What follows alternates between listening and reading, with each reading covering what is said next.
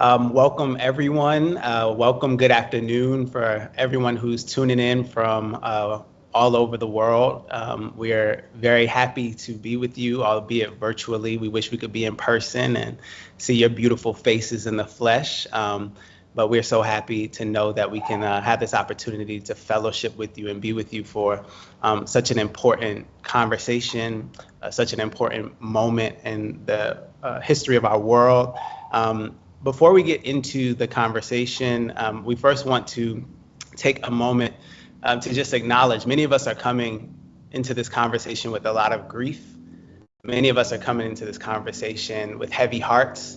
And it's always important to remember as we talk about and analyze our political moment that we're really talking about real human lives, real human stories, real human hearts. So for the first few moments, we just want to pause for a moment of remembrance and also a moment of resistance, to take a moment to collectively breathe together and to sit with the gravity, not only of this moment, but of all the moments that have gotten us to this moment. So if we can just take a few moments to breathe together, and then we'll get into the program.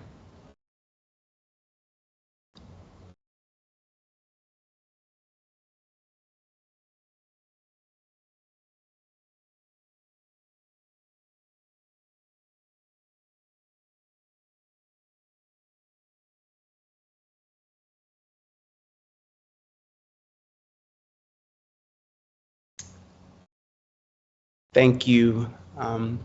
We want to start by thanking our co-sponsors. There's so many: Jewish Currents, Jewish Voice for Peace, Haymarket, Boycott for National Committee.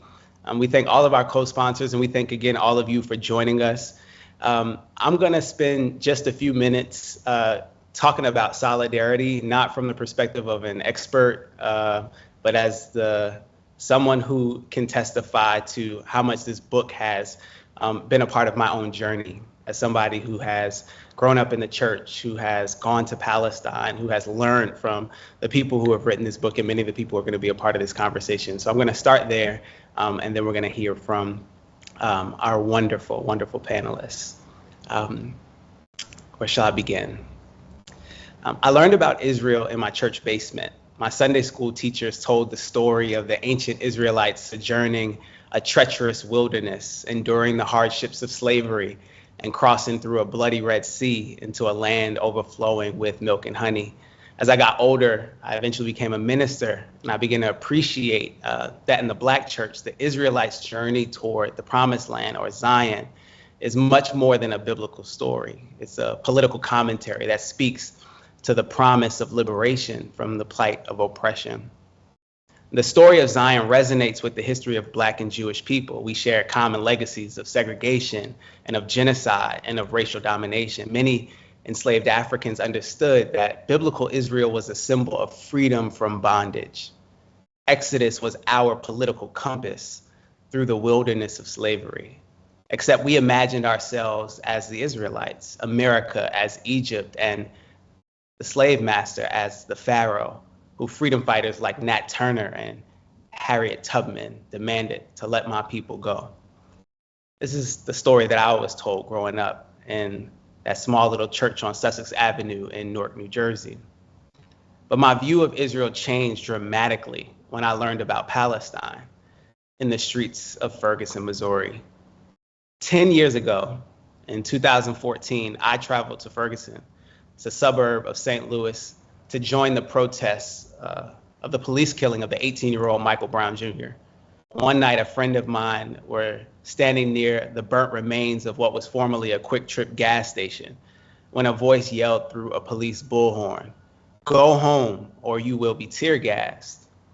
Palestinian activists were using social media to teach many of us in the US how milk soothes burning eyes. So we ran to buy several gallons of milk at a gas station nearby. But by the time we returned, it was too late. The milk we bought to use on other protesters, we had to first use on ourselves.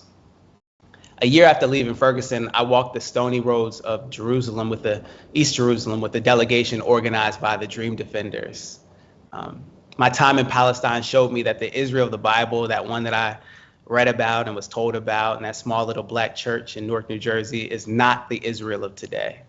The ancient story of the flight from Egyptian bondage stands in stark contrast to what a growing number of legal scholars and activists and community members understand intimately and institutionally as an Israeli apartheid, as a genocidal assault on Gaza. What began as a dream of Jewish liberation, for some at least, became a nightmare of Palestinian oppression. In the heart of the Holy Land, I pressed my palms on the apartheid wall, which is part of a barrier that snakes through the West Bank for more than 400 miles. I stood with families amid the debris that once formed the walls of their living rooms. My stomach churned as our tour bus drove past an Israeli nightclub that was built on top of a Palestinian cemetery. Every day I witnessed Palestinians experience harassment and humiliation at the hands of Israeli soldiers and trigger-happy settlers, mothers held up at military checkpoints, school children forced to travel on segregated roads, and families prevented from freely mourning their dead. It's no coincidence that the United States police and the Israeli military share best practices on how to suppress and surveil vulnerable populations. It's no coincidence that the same corporations that supplied police departments with tear gas used against me and other Black Lives Matter protesters supplied Israeli soldiers with tear gas to quell Palestinian protesters. The suffering of Black and Palestinian people is not the same, but our liberation, like all of our liberation, no matter who you are or where you were born or what gods you worship or who you love, is inseparable. For those of us who are citizens of the United States of America, we may not drop the bombs, but the blood of those on whom they fall is on some of our hands. But my visit to the Palestinian village of Silwan just this past July, it made me see everything differently. Sprawled across the hillside of this ancient neighborhood is a stunning arts installation featuring murals that depict the eyes of activists and martyrs from across the world. As me and my colleagues and my comrades trekked the rocky hills, I gazed into the eyes of Che Guevara and Rachel Corrie and Malcolm X and John Berger and George Floyd as their eyes stared down at the Israeli occupation. I've never seen anything so devastatingly beautiful. And it was at that moment that it became clear to me that Palestine isn't some colonial plaything, but it's a cradle of global solidarity, where the fact of our interconnectedness is built into the landscape of our daily lives. That's my testimony, and I can testify that there are so many other testimonies of people who have been raised by the lessons that this book highlights. And so I want to get right into the conversation and get out the way to help us frame the book, which you need to buy right now if you haven't bought, and buy it for your cousin, buy it for your rabbi, buy it for your anti-Zionist rabbi, buy it for your Zionist rabbi, buy it for your uncle, your classmate, your teacher, your friend, yourself. This wonderful book, Solidarity is the Political Version of Love, Lessons from Jewish Anti-Zionist Organizing, which just came out from Haymarket.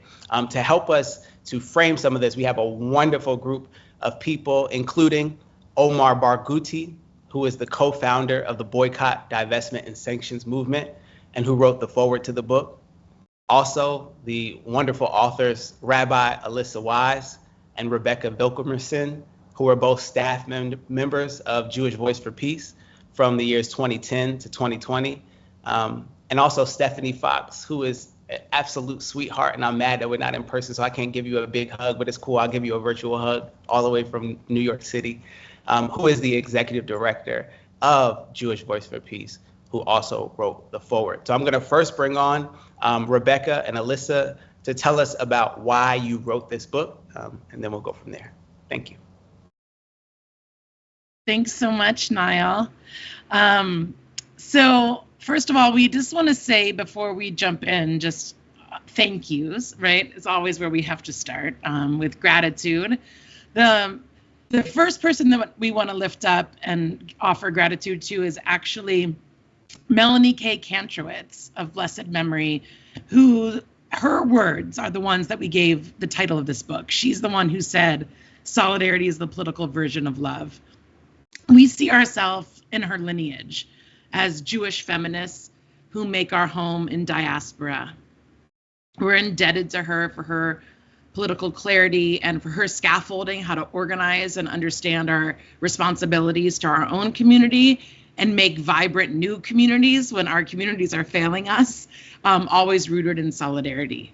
It's an honor to be part of that Jewish feminist lineage of resistance, and we're honored to pass her wisdom on, l'dor vador, from generation to generation. Thank you to our editors, John McDonald and Charlotte Dye from Haymarket, and thank you to Haymarket for helping us put this book into the world. And Charlotte and John offered us such amazing guidance and support as we wrote this book, and we really thank you for your work and your hours and your time and your wisdom. And thanks to Jewish Currents for being a space that is revitalizing the way Jewish conversations are happening around Israel-Palestine, and for co-sponsoring this event with us. And I also just wanted to thank all of you. It's like particularly sweet to be on this panel together as we launch this book, because you all have been incredibly precious friends and comrades for a very long time now. Actually, Omar was the first of the 5 of us that I met, but as Nyle evoked so powerfully, so much about organizing and about action and about cross-movement solidarity is about relationships. And it's our relationships with each of you individually and collectively as part of this liberation movement that has kept us going through the years, and especially in this last incredibly horrible year. So just to say a few words about why we wrote this book.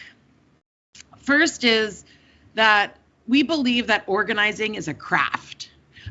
So we felt that during our years, we learned some really valuable lessons, and that we want to transfer them and offer them to other movements, thinking that they could benefit from them, right? It's important for us as organizers to always be honing and growing our skills. And we have really benefited from reading the books of other organizers, how they kind of pulled back the curtain and showed us how they organized throughout time, and we really benefited from those lessons and learning their strategies. And so we wanted to do our part and add to that genre and be part of building organizing as craft. Then we also wrote it because when we train our organizers, we always instruct them or invite them to understand that an integral part of the life cycle of any campaign or project is to debrief it at the end and evaluate, right? What lessons did you learn? What power did you build? What relationships did you get? What mistakes did you make, right? That's actually, you're not actually done with a campaign or a project until you've done that debrief and evaluation. And so it's kind of in our DNA to do that. And so even with a project so massive as being a staff leader of Jewish Voice for Peace at the critical juncture when we were, it felt like it was really important for us to do what we always practiced and encouraged other organizers to do. And I think the last thing to say is why we wrote it is that we are really proud of JVP. Not because JVP is perfect, no organization is, but because JVP has built and continues to build power, shape narrative, and mobilize mass of Jews and friends, and has been so critical in this last almost year of horror. And we're just really proud of what we built and what JVP is doing and will continue to do. So in this book, we cover a lot. We're not going to be able to go into everything tonight, but we just want to encourage you all we'll touch on some of the major themes that we talk about in the book, but there's a lot that we won't get to, and just want to highlight that this book kind of, depending on where you enter, right? If you are an organizer yourself and you're mining it for ways to improve your practice, there's going to be chapters that work for you. If you're new to the issue of Israel-Palestine and you're trying to understand, like, why is this such a fraught issue in Jewish communities, you'll have those chapters to understand. If you are new to the movement and kind of kind of having whiplash around kind of the level of repression that we face as organizers and activists in the movement. We have some stuff in there for you to kind of unfurl that and really understand it and ground yourself in it. So we hope that no matter where you come in, there's going to be something in this book that will speak to you and that will enrich and motivate you as we continue to fight for Palestinian life and land. And each chapter ends with some like organizing and strategy questions. This is really, the part that's for organizers, which is intended to help people to think through their own challenges and goals, no matter what movement or what stage of organizational development that you're in. So just for a couple of examples, when we talk about how to do movement building within the nonprofit structure, a question we ask at the end is if the hierarchy in your organization is visible and transparent, and if decision-making procedures are clear to everyone. That's the sort of thing that can really have an impact, even though it's something not everyone thinks about all the time in doing organizing. And when we talk about confronting your own community, we ask how you assess relative power inside your community as conditions shift. How will you notice when your stance needs to shift from defensive to offensive or back? How does your messaging and how do you deliver it need to evolve as your influence grows? So at the end of each chapter, depending on the theme, we have these questions that we hope will work as a sort of a workshop for folks to think through issues in their own organizing. And we did want to touch on, when we wrote the book, as opposed to the moment that we're in now. We actually finished writing the book in September of 2023. And so we really couldn't have imagined the absolute horror of what we've all witnessed and experienced in this last year when we turned the manuscript in.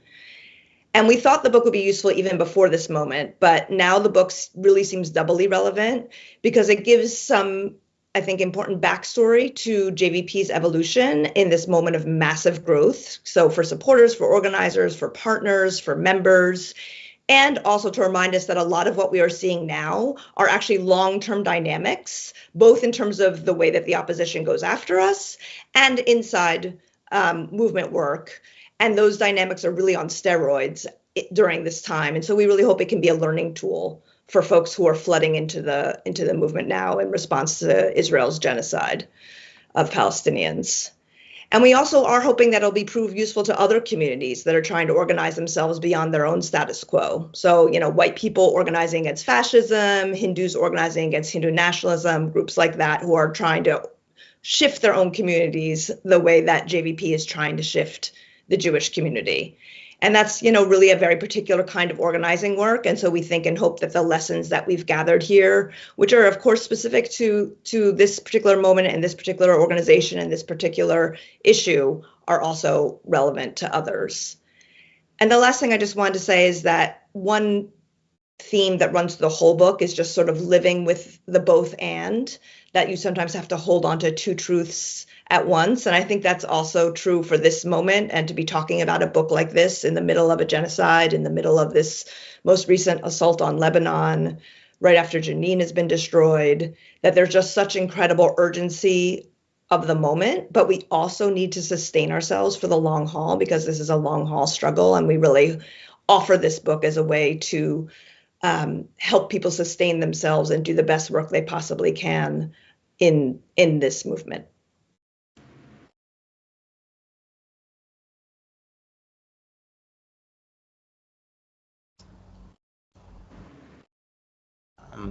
Thank you so much for sharing. You all who have not, you're lucky if you haven't read the book yet, because then you're going to be in for a real treat. I think two things at the same time. The words that immediately came to mind to me were compassion and criticism.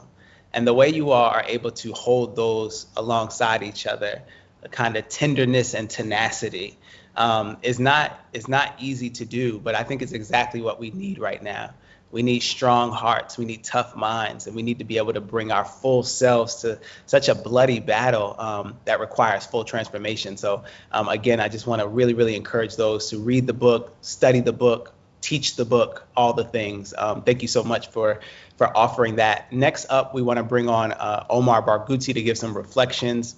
on the Boycott National Committee's long-enduring partnership with the Jewish Voice for Peace, and just tell us a little bit about your reflections on what this book means right now in this particular moment. Thanks so much, Nyle, and thanks, Rebecca and Alissa, for writing such a gem of a book, which is, as Rebecca said, remains so relevant, even more relevant now with the genocide. So I'll try to contextualize my comments within the current moment. Almost a year into the US-Israeli genocide against 2.3 million Palestinians in the occupied and besieged Gaza Strip, last week, the UN General Assembly made history. For the first time ever, it overwhelmingly called out Israel's apartheid regime, and for the first time in 42 years, it called for sanctions to end the illegal occupation as determined by the International Court of Justice. In January, as everyone knows, the International Court of Justice decided that Israel was plausibly committing genocide in Gaza. Armed, funded, and shielded from accountability by the colonial West, led by the US, Israel is displaying an unprecedented level of perceived invincibility, or what the UN Secretary General calls total impunity. Its massacres in Lebanon in the last few days present yet more evidence, if any is needed, of this exceptional impunity. Israel has not only exterminated tens of thousands of Palestinians in Gaza, and in a few days killed over 700 in Lebanon, it is simultaneously bulldozing the very tenets of international law. Indeed, never again is now, as Jewish Voice for Peace activists have chanted on Capitol Hill in Grand Central Station at the Statue of Liberty, enacting and projecting that hardly ever discussed nexus between Palestinian liberation from Zionist settler colonialism and Jewish liberation from Zionism that Rebecca and Alissa so eloquently explore in this precious book. Though it was written well before Israel's genocide began, as was said, this gem of a book is even more needed, more valuable, and more useful today, in the midst of our relentless struggle to stop the genocide and to ultimately dismantle the underlying 76-year-old regime of settler colonial apartheid that has spawned it. With Israel's daily massacres in full partnership with the US and other colonial powers, with its induced starvation and spread of infectious diseases among our people in Gaza, some may become consumed with a debilitating grief, anger, or even despair. The fact that Israel's genocide, the world's first televised genocide, could continue unabated for almost a year only inflames passions and our utter disgust with the horrific complicity of states, corporations, and institutions in enabling it. The pernicious role of Israel's lobby in enabling the genocide and decades of settler colonial apartheid cannot be overstated. As the Palestinian BDS National Committee, the largest coalition leading the BDS movement, has written recently, quote, leaders in both major parties in the US, which has a fundamentally anti-democratic, oligarchic, and exceptionally corrupt election system, are bought and paid for by various lobby groups, including the weapons lobby and the Israel lobby, as admitted today by mainstream figures in US media and academia, end of quote. This makes JVP's courageous and principled solidarity with Palestinian liberation and its exposure of the repressive, racist, and repugnant policies of the Jewish Zionist establishment even more salient than ever. JVP's theory of change, as eloquently presented in this book, is very much in harmony with the BDS movement's own theory of change, building power from the grassroots up to affect policy change. International law and ethical principles, after all, are necessary, but woefully insufficient conditions for achieving justice and emancipation from colonial subjugation, as Palestinians have known for decades. Only more people power, grassroots power, especially channeled towards effective and strategic boycott, divestment, and lawful sanctions, can force the genocidal US-Israeli axis to stop the genocide and can ultimately contribute to dismantling the system of oppression. Building this power demands many factors: primary among them strong organizations and movements that can connect justice struggles in an ethically consistent manner, create spaces for shared learning and shared acting towards emancipation, and strategically transform the creative energies and agency of the many into a power that can challenge the powers that be. To get there, we need to reach a golden balance between ethical principles and strategic effectiveness. In this cathartic and uniquely instructive guide, Alissa and Rebecca shine an especially needed light on the path to achieving this golden balance. Now more than ever, our much more powerful enemies incessantly bully, repress, and smear us in an attempt to colonize our minds with despair, as Israel's settler colonial regime has always desperately tried to do to indigenous Palestinians for decades. By relentlessly and ruthlessly trying to crush us under the weight of their propaganda and lawfare, they try to sear into our collective consciousness that we can never prevail over their structures of oppression to ever enjoy freedom, justice, equality, and dignity. Some organizations, while understanding these insidious machinations, insist on marching ahead with unstrategic work that indeed has no possibility of doubling people power to eventually change policies. Rebecca and Alissa, on the other hand, remind us of the need to be always, not just principled, but also strategic, goal-oriented, and cumulative in our work, and never to lose sight of the fact that it's not our bubble that we seek to alter, but society at large. Rebecca and Alissa also show how JVP has become a beacon of hope in the fight against anti-Jewish racism and bigotry, while dedicating most of its energies in fighting US complicity in Israel's crimes against Palestinians. If a key feature of anti-Semitism is essentializing all Jews, considering them as a monolithic group or even a separate race, Zionism and Israel are guilty of fanning the flames of anti-Semitism by insisting on speaking for all Jews, treating them as if they were all part of the same tribe, all belonging to Israel. So does Israel's darling Trump, of course. Equating Israel with Jewry also entails the patently anti-Semitic tendency to hold all Jews responsible for Israel's genocide and apartheid policies, a feature of today's rising anti-Semitism. Decoupling Jews from Israel, liberating Judaism from Zionism, as the authors write, therefore becomes an essential ingredient in the struggle against real anti-Jewish racism and for Jewish safety and well-being. And of course, this is all inseparable from the struggle for Palestinian liberation. This book paints a complex, beautiful, challenging picture of a decade in building a quintessentially Jewish movement whose praxis translates to coupling the fight for Palestinian liberation with the fight against anti-Jewish racism. Palestinians have never given up hope in our decades-old resistance to Israel's ruthless regime of oppression.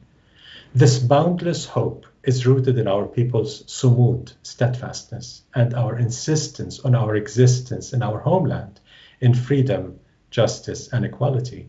It's also rooted in the inspiring and exponential growth of the impact of the global solidarity movement, with JVP being among its most prominent and reliable shapers in the US. To close, the British Pakistani writer Nadim Aslam says, quote, "Despair has to be earned. I personally have not done all I can to change things. I haven't yet earned the right to despair." End of quote. Unless you've earned that right, you have to keep organizing, keep hoping, keep ending complicity in your sphere of relative influence, and use this book as a guide in doing so. With strategic radicalism, we can and shall prevail over the genocide, over apartheid, and over all this unspeakable oppression. Thanks. Mm-hmm. Yes, thank you. Thank you, Omar Barghouti. Hey, if you're in your bedroom, in your car, if you are in class, if you're walking down the street, please snap, please stomp your foot, whatever faculties of your body you have, show some love. Because not only was that amazing, but it was on time. And that's just a miracle in and of itself. You can come to the Black church and teach some of us how to keep a really, really well done message on time. Thank you so much for that.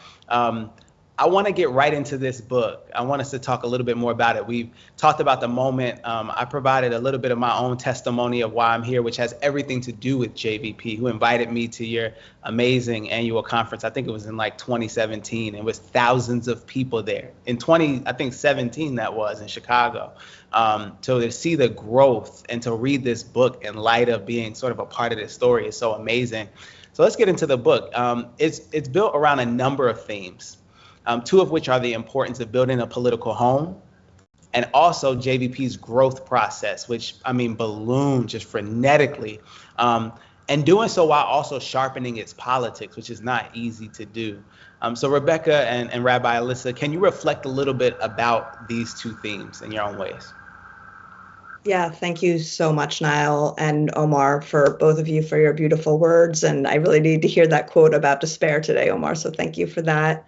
And again, it's sort of wonderful to be able to talk about this with the four of you, because each of you in some ways played very essential roles. I mean, Alissa, Stefanie, and I were part of the leadership team that helped move JVP to, as we say, to sharpen our politics by endorsing the boycott, divestment, and sanctions movement in 2015, and then becoming an anti-Zionist organization in 2018. And I have to give a special shout out to Omar, who was both very patient with us, but also never let us off the hook in terms of helping us see the importance of being responsive to the needs of our Palestinian partners. And then Nyle, I'm just thinking about the story you told about Ferguson and the way that the movement for Black Lives really helped create a cross-movement reality that allowed many of us to jump in and take bolder action than we had before. So it's beautiful to be with you all to talk about this a little bit.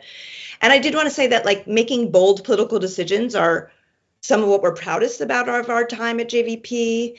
And not just that we did it, but that we did it with processes that brought every part of our membership into the deliberations and discussions about it. So we really had a long internal process, both about endorsing BDS and then in terms of becoming anti-Zionist. And I think still, as far as we know, JVP is the only significantly sized Jewish organization to endorse either of those positions, even after all this time and even after this past year. And I think as organizations become bigger, it can be easy to sort of lean into fear rather than into boldness and to stick to the status quo. And there's always worries about, if you speak too plainly, that you could lose legitimacy, that you won't be able to do your work effectively. In our case, it was like, would we still have access to the Jewish community? And those fears are real when you're thinking about organizing. But we also needed to be sure to weigh equally or more the fears that are often discounted or ignored when you're making these kinds of decisions, which is alienating our partners, our allies, the leaders of our movements. And so that was the shift that we went through during both of these processes. And again, those processes were not very publicly evident. JVP did then, and even more so now, has multiple constituencies within it. So like the members of the Rabbinical Council who were leading congregations had different concerns than the students, who had different concerns than the people who were doing legislative work than the people who were doing street protests. In terms of access to the Jewish community, if we were going to lose members, if we were going to lose funding. And there's actually a whole other story to tell about the ways that, because we were independent of foundation funding and dependent on our members through membership dues and other donations, that we were able to take politically independent decisions. But that's a story for another day. But I think, in JVP's early years, we were oriented towards Jewish communal organizing. And as time went on, we realized that our core responsibilities were to our Palestinian partners. And I think that's the biggest shift that we went through. And again, that's very much a testament to Omar and to other Palestinian partners who helped us go through that process. And I think we were also taking into consideration, why would it matter that we made these decisions? So like the ways that anti-Semitism and anti-Zionism even then were being conflated, we knew that if we became anti-Zionist as one of the relatively larger Jewish organizations, that we could help create space for Palestinians and others who were being accused of being anti-Semitic just for telling the story of their own actual reality. And we also thought it was our specific role as a Jewish organization to create that space that we could help change the conversation and the narrative within the Jewish community and beyond if we made that move. So we had this very intense process. And again, I'm not going to go into all the details, but our chapters, our individual members at our national membership meetings that Nyle referenced, through surveys, through conversations, through zines, through online scrapbooks, we did all kinds of things to help our members think through these questions. And I think when we finally made the decision to become anti-Zionist, we not only hardly lost any members or donors, like literally, I think we could count them on one hand, but we actually grew. And those people who were uncomfortable with the decision, accurately understood that it reflected the vast majority of our membership's position. And that is therefore the outcome of the process that made the most sense. So even they were willing to stick with us during that. But the fact that our membership grew, I think, is a really, really important thing for any movement or any organization to think about, because people were actually appreciative of our clarity, of our boldness, of our willingness to be accountable to Palestinian partners. So we actually started to reach people we hadn't reached before who hadn't felt like they had a political home up until that moment. And I don't want to speak for our key Palestinian partner on the call, but having spoken to many people about it through the years, I know how much that decision meant. That the words meant, like we were already doing the good campaign work. It didn't really change, especially when we became anti-Zionist. It didn't really change the campaigning we did, but the words and being able to say clearly and proudly and boldly that we were anti-Zionist really mattered enormously. And I think the last thing I'll just say about that is, we had grown a lot in 2014 after not the last, 2 assaults ago on Gaza. There's constant drumbeat of assaults on Gaza by Israel, and we had grown to 3 times our size after 2014. And in 2018, it took some nerve to come out as Jewish and anti-Zionist. There was no one else who had done that. But we did realize, this is what we had amassed a fair amount of political capital, and that this was exactly what it was for. This was the moment to spend it, because we had the opportunity to change the conversation significantly. And so we did it. And, it really remains, I think, one of the things I feel most proud of during my time at JVP, and also I think has enabled, and I'm sure Stefanie can speak to this more, but during this last year, JVP has been so powerful. And I think part of that is because there was no necessity to talk about the political positioning, and so able to spend all of JVP's resources on action, which was so critical in these moments. So I want to speak a little bit to the importance of building a political home, because the reality is that struggling against the status quo, right, and requires giving some things up. Right. And for a lot of us, not for all of us, but for me, I'll speak for myself, requires giving up some familial and communal comfort in order to live in alignment with our values. Right. And that's going to be more and more true. Right. Omar was talking about the need to not just be speaking to our bubble, but to be changing society. Right. And so we have to acknowledge that as organizers, it's actually a really big ask, right, for people to step outside and go against the grain of their families and their communities, right? And we're leading up now to the high holidays, which are going to be a really intense time of moral reckoning, and I think will be a time where the American Jewish community right now is going to face its rupture and its dissolution, right? It's not going to be tenable for many Jews to do what they've always done, right? This year of all years. And one of the things that's really critical to keep people in the movement is when they have a sense of place, right? You can't just pull this rug that had been the foundation of their own self-understanding out from under them and not have anything else to put in its place, right? And not a place where people can let their hair down and grow and build relationships, right? This is kind of the lesson that we learn of the role of organization and institution building and sustaining movements over the long term, right? The role the Black church played over the years and the civil rights movement, right? There was a place where people were getting fed back and fueled back up. In the Jewish community, it's a little complicated because we're not all religious Jews. There's secular Jews and cultural Jews and different ways that people relate to our Jewishness. But the thing that ties us together is being a place where we can kind of come home to. And so building political home, that's the first chapter of the book. It's kind of where we started because we feel like that is so foundational, especially as Rebecca was saying before, for groups like ours that are challenging their own communities, right? So Hindus challenging Hindu nationalism, or white people challenging white supremacy. We need to have our own people, right? So it is that kind of dance between kind of going internal and being able to fill yourself up and find your people, and then being able to, with that sense of groundedness and wholeness, going back out into the world. And it's one of the things that we learned, it's delicate, right? When you're building home, you kind of touch on intimacies, right? So it raises the stakes.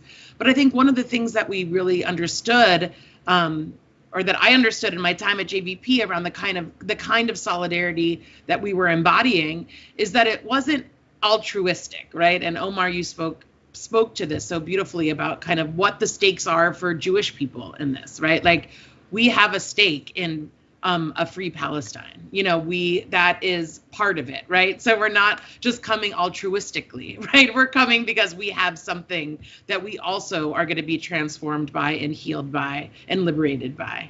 And so one of the ways that we kind of went about building this political home, and again, for us, we root in Jewish tradition, right? And that looks different for there's all kinds of Jews, all kinds of ways to be Jewish.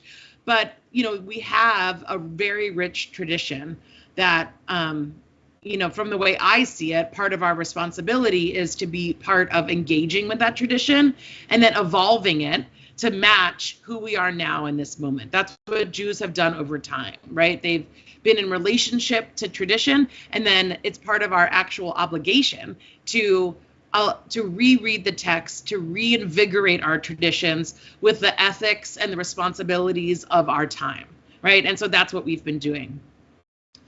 A story I think that encaptures kind of the spirit of the political home that we built at JVP actually takes place at that 2017 national member meeting, Nyle, that you were at. One of the things that we get a chance to do when we're together at a national membership meeting, and I'm really excited that there's going to be one in a few months again to come to be at, is kind of to live into Judaism outside of Zionism. And this actually is really important, not for all JVP members, but for a lot of us. And so we have Shabbat services as part of those national membership meetings, or we did. And at that national member meeting, at the Shabbat morning service, there was a member from a chapter in a small city or a mid-sized city that didn't have any synagogues and any rabbis or any spiritual space in which she could say a very sacred prayer. There's a prayer that one says that when they have lived through a life-threatening situation, and she had gone into remission from cancer, but it had no place and no synagogue to go in front of the open Torah, which is traditionally when you say this blessing, and give gratitude for having survived cancer. And so she had gone into remission over a year and a half before, and she waited to offer that blessing to be there together at the JVP national membership meeting in order to offer that blessing. And I think for me at that moment, I really understood the kind of opportunity and the possibility and the kind of stakes and importance of the kind of solidarity that we were embodying and the kind of political home we were building, right? Because it wasn't that her saying that prayer, right, has nothing to do with the political work, but at the same time, she couldn't be her full self in any other place. And so she didn't feel safe enough to offer that very personal prayer. And so my hope is that as people pick up this book and engage with the lessons of our building a political home, you'll figure out in your own unique way. It doesn't have to be religious. There's also so many cultural ways to kind of invigorate people and hold people up and allow them to get their needs met so they can more powerfully and more meaningfully take action. Wow, thank you so much. I was thinking about you helped me see political home in a real architectural way. as you were talking, and I was like thinking about if we were to name the rooms that we deserve in our political homes, how would we furnish it?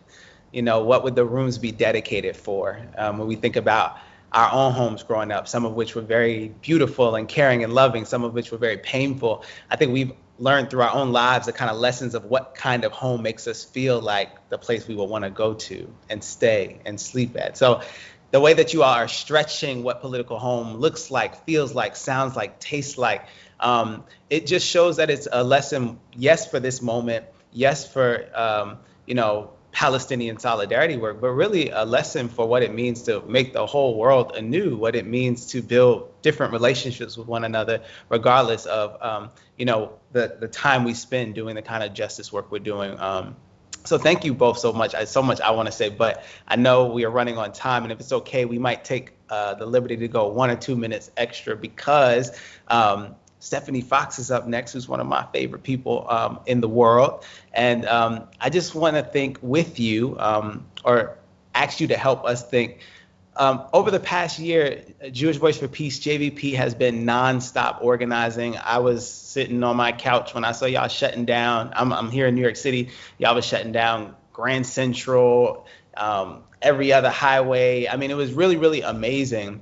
And you've been doing nonstop organizing, taking action to stop the genocide. And Stefanie, you're also co-leader on staff while Rebecca and Alissa were there, or writing about this time in 2010 to 2020.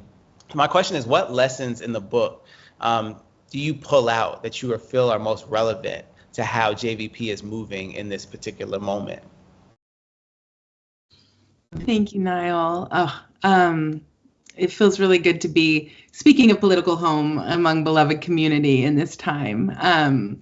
So grateful for the opportunity to be with you guys and all of you where you are watching. When I think about this moment, I actually feel like I want to kind of pick up, Omar, with what you were bringing to us around these questions of despair in this moment, because there's no way to be present in the right now without deeply reckoning with the horror of this time, right? That every day for a year, the Israeli government, with the full backing of the US government, has been committing this genocide with US bombs, with US funding, with US impunity. And every day for an entire year, millions of people across the globe have been rising up to try to end it. And the multiple truths, as Becca was saying earlier, the multiple truths of this moment is that we are millions strong, and we have not stopped this genocide. Like, we hold both in our hands every moment of the day. And confronting it and really looking that fact in the eye is devastating. You know, like, as a human being, as a mother watching Palestinian children torn apart, literally, you know, as a Jew whose family has faced genocidal violence, as an American who's conditioned by these very systems that produce this death, my instinct where I go is to that colonized mind you spoke of, Omar, to feel utter despair. To feel despair is to be human in this moment at some level, right? It's just to confront the inhumanity of the moment. But also, by the same token, you know, as a Jew, as a mother, as a human being, as a U.S. taxpayer, and most importantly, as an organizer, I also understand that the only thing stronger than our despair in this moment has to be our determination to end that U.S. complicity with this genocide and uproot the conditions that allow it to happen. You know, and that's about refusing the politics of despair. And I think the way to do that is to show up with the understanding that we can and we will end it because we must. There's no other option. We can and we will because we must, right?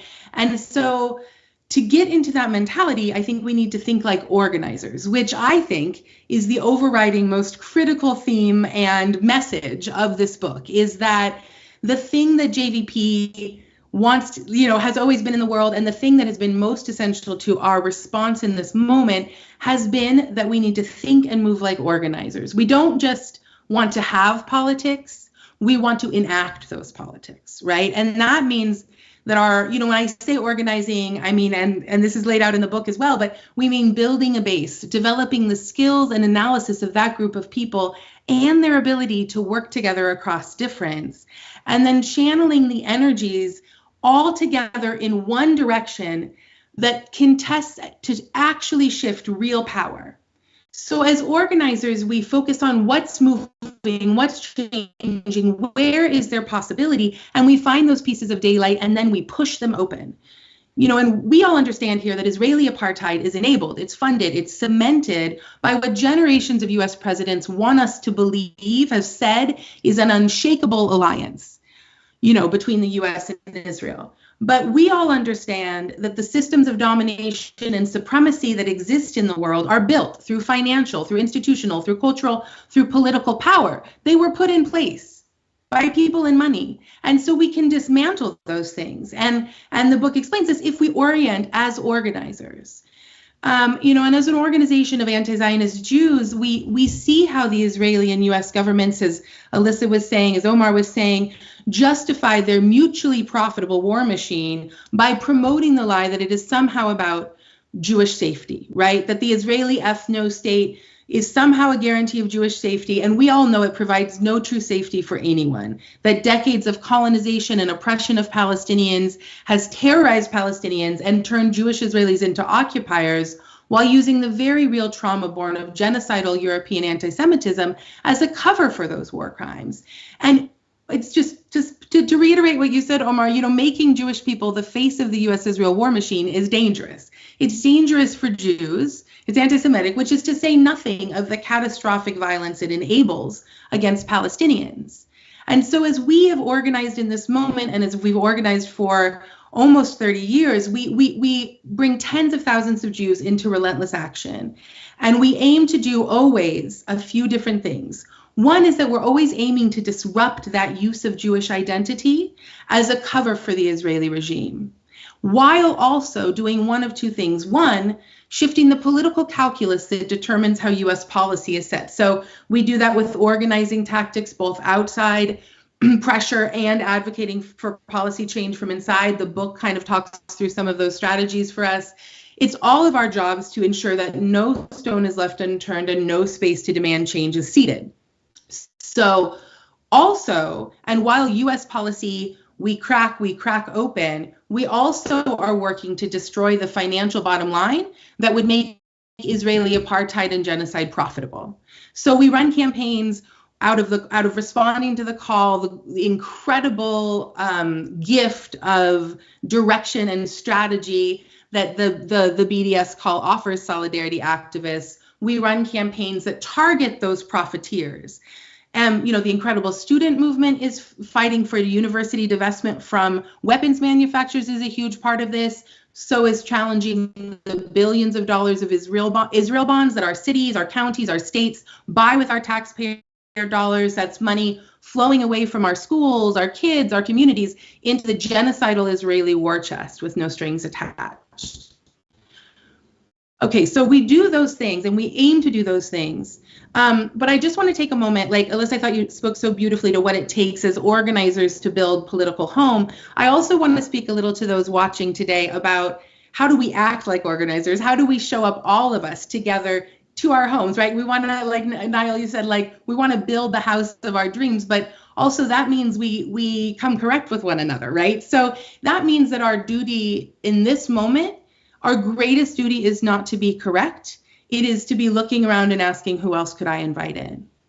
It's looking as, in the words of incredible Ella Baker, that we are not so much invested in looking for, just leaders, but people who are investing in developing the leadership of others. It means getting offline and getting into rooms of people where you build community and where you feel safe enough to take a risk, safe enough to be wrong, safe enough to discuss half-baked ideas and to try things on, like you were saying, Nyle, soft hearts and strong minds, like building that capacity with one another. Divesting from critique as the way we relate foremost to one another, and investing in doing whatever it takes in finding the strategies, tactics, and approaches that you think are smartest, and trusting that if they work, people will come along. Right? And finally, just being good to one another, that things are hard and we are all looking for belonging and safety. And the more people that find movement to be a place where they can feel that belonging and safety and growth and community, the more we are investing in the long haul, which is what we need. So none of this organizing, like I said before, has been enough to stop the genocide, and all of the lessons learned enumerated in the book and since have not been enough. And yet we know that each of the actions each of us is taking is deepening those cracks in that so-called unshakable alliance. And I think we will never know what it will be that will shatter it until it does. And so we don't give up. We don't give in to some false idea of inevitability or that this is unstoppable. We refuse that colonization of our minds, as Omar said, and we get in formation. And we can and we will, because we must. Thanks. Wow, thank you so much, Stefanie Fox. Thank you so much to all of our panelists, to the amazing authors of this amazing book. Solidarity is the political version of love, lessons from Jewish anti-Zionist organizing. We're almost at the end of time, but before we get off, I do want to just pass it off real quick back to you, Rabbi Alissa and Rebecca, to talk briefly about a JVP fundraiser that's coming up and any other upcoming events. Great. So hopefully you'll see in the chat a link to this opportunity.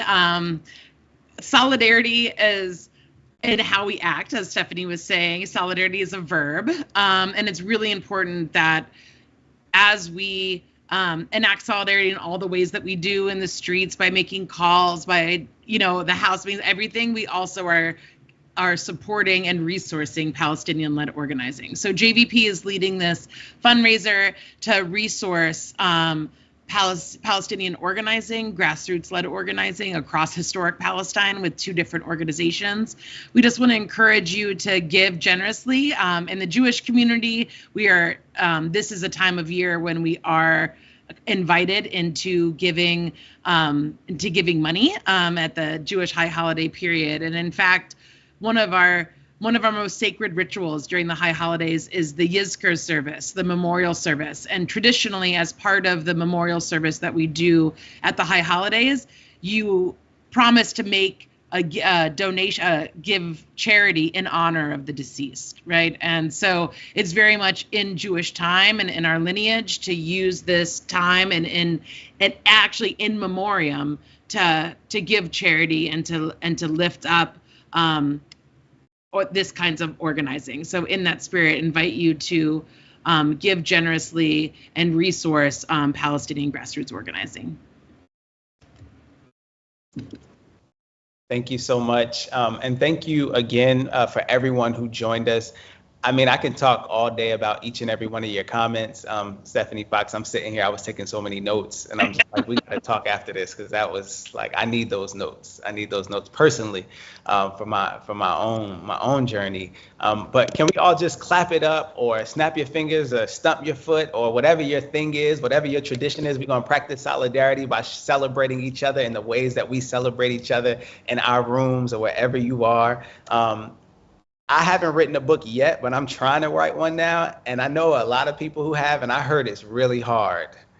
So I also just want to personally say thank you for the labor of love, for the many, many nights, for the early mornings, for however many emails y'all sent back and forth, however many phone calls and text messages it took to get these words on these pages so that we can have this conversation.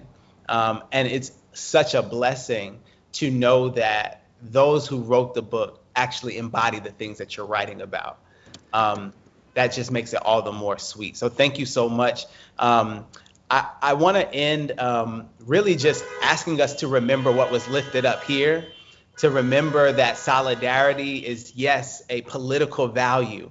It's something that is essential to our survival. There is no making it as a human species if we don't learn how to live together. We don't learn how to thrive together. And also, and this is, my testimony coming up out of that small little black church on Sussex Avenue in Newark, New Jersey, when I was learning about Israel from my Sunday school teachers, I learned without having the language then that solidarity was also about a matter of the heart. It was a moral commitment. It was to say that even if you lived up the hill where they had all the resources, or even if you lived across the Atlantic and I've never met you, there's something about the fundamental fact that you are alive in the world today, that we share the same breath, that makes it such that you are precious enough for me to fight for. This book, in my opinion, brings together the best of all of our traditions, the political struggle, the moral clarity and commitment to fight for the world that we all deserve. So let's continue to fight. Let's continue to grieve. Let's continue to celebrate. Let's continue not to despair, because there's so much more work for us to do.